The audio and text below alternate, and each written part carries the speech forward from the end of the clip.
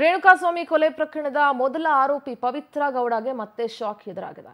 ಆರೋಪಿ ಪವಿತ್ರ ಗೌಡ ಜಾಮೀನು ಅರ್ಜಿ ಮತ್ತೆ ವಜಾಗಿದೆ. ಸುಪ್ರೀಂ ಕೋರ್ಟ್ಗೆ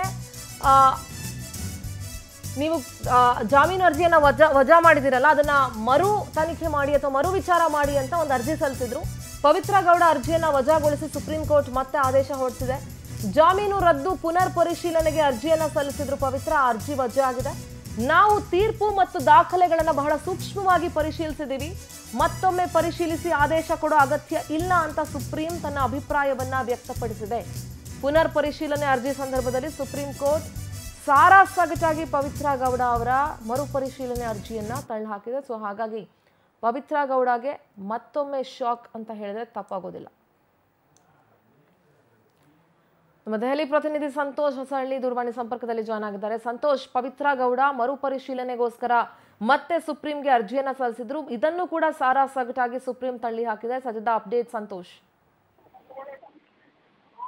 ಖಂಡಿತ ಸಿಂಧೂರ, ಮುಖ್ಯವಾಗಿ ಏನು ರೇಣುಕಾಸ್ವಾಮಿ ಕೊಲೆ ಪ್ರಕರಣದ ಮೊದಲ ಮತ್ತು ಪ್ರಮುಖ ಆರೋಪಿಯಾಗಿರುವಂತಹ ಪವಿತ್ರ ಗೌಡ ಈ ಹಿಂದೆ ಜಾಮೀನನ್ನು ರದ್ದು ಕೊಡಿ ಸುಪ್ರೀಂ ಕೋರ್ಟ್ಗೆ ಮನವಿಯನ್ನು ಸಲ್ಲಿಸಿದ್ರು. ಆಗ ಜಾಮೀನನ್ನ ಸುಪ್ರೀಂ ಕೋರ್ಟ್ ರದ್ದನ್ನು ಮಾಡಿತ್ತು, ಸುದೀರ್ಘ ವಿಚಾರಣೆ ನಡೆಸಿ.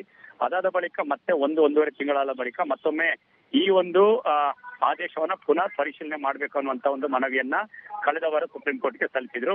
ಕೇವಲ ಪವಿತ್ರ ಗೌಡ ಮಾತ್ರ ಸುಪ್ರೀಂ ಕೋರ್ಟ್ ಮೆಟ್ಟಿಲಿರೋದು. ಅದರಲ್ಲಿ ಮನವಿಯಲ್ಲಿ ಸಹಜವಾಗಿ ನಾನು ಸಿಂಗಲ್ ಪೇರೆಂಟ್ ಇರೋದ್ರಿಂದ ವಯಸ್ಸಾಗಿರುವಂತಹ ತಂದೆ ಮತ್ತು ತಾಯಿಯನ್ನು ನೋಡಿಕೊಳ್ಬೇಕಾದಂತಹ ಅವಶ್ಯಕತೆ ಇದೆ. ಜೊತೆಗೆ ಮಗಳು ಕೂಡ ಇರುವಂತದ್ದು. ಹಾಗಾಗಿ ಯಾವುದೇ ರೀತಿಯಾದಂತಹ ಅವರಿಗೆ ತೊಂದರೆಗಳಾಗ್ತಾ ಇರುತ್ತೆ. ಹಾಗಾಗಿ ಆ ಒಂದು ತೊಂದರೆಗಳನ್ನ ನಿವಾರಣೆ ಮಾಡುವಂತ ನಿಟ್ಟಿನಿಂದಾಗಿ ಅವರನ್ನ ನೋಡ್ಕೊಳ್ಬೇಕಾಗಿದೆ. ಆ ಒಂದು ಅನಿವಾರ್ಯತೆಯಿಂದಾಗಿ ಈ ಒಂದು ಜಾಮೀನನ್ನ ತಾವು ಕೊಡ್ಬೇಕಾಗುತ್ತೆ. ಜೊತೆಗೆ ಹಿಂದೆ ಜಾಮೀನು ರದ್ದು ಮಾಡಿದಂತಹ ಆದೇಶವನ್ನ ಪುನರ್ ಪರಿಶೀಲನೆ ಮಾಡಬೇಕು ಅನ್ನುವಂಥದ್ದನ್ನು ಕೂಡ ಮನವಿ ಮಾಡ್ಕೊಂಡಿದ್ರು.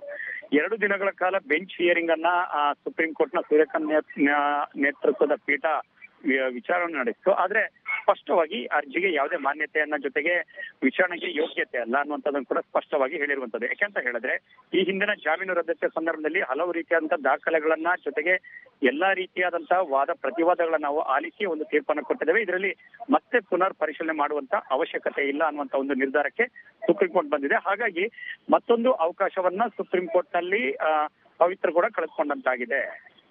ಥ್ಯಾಂಕ್ ಯು ಸಂತೋಷ್, ನಿಮ್ಮೆಲ್ಲ ಡೀಟೇಲ್ಸ್ಗಾಗಿ.